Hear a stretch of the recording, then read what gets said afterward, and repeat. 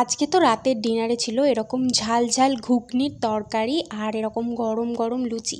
যারা যারা এরকম ঝাল ঝাল তরকারি খেতে ভালোবাসো তারা কিন্তু আমার মায়ের এই রেসিপিটা ফলো করতে পারো। চলো আমার মা কীভাবে করেছে একবার দেখে নাও।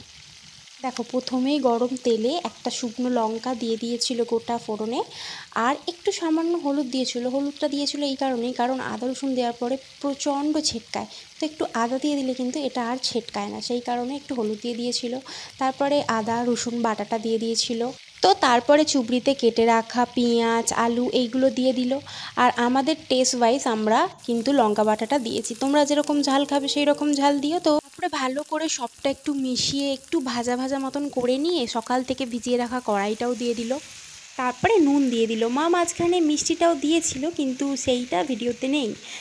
তারপরে এগুলো সব কিছুকে একসাথে বেশ ভালো করে একটু টাইম নিয়ে কষিয়ে নিল। তারপরে কষিয়ে নিয়ে সবটা প্রেশার কুকারের মধ্যে দিয়ে দিল। আলুটা অলরেডি 20% কুকড হয়েই গিয়েছিল, কিন্তু কড়াইটার সেদ্ধ হওয়ার ব্যাপার ছিল, তাই প্রেশার কুকারে দিয়ে দিল। তারপরে আমাদের যেহেতু বাটনা শিলে হয়েছে, তাই শিল ধোয়া জল আর মশলার জলটা সবটা প্রেশার কুকারে দিয়ে মা একটা সিটি দিয়েছিল। ব্যাস রেডি ঝাল ঝাল ঘুগনি তরকারি। এটা লুচির সাথে খেতে ব্যাপারটা জাস্ট জমে গিয়েছিল। ভিডিওটা কেমন লাগলো জানিও, আর যারা যারা আমার এই ভিডিওটা নতুন দেখছো তারা আমার চ্যানেলটা সাবস্ক্রাইব করে দিয়ে। দেখা হচ্ছে নেক্সট ভিডিওতে। টাটা।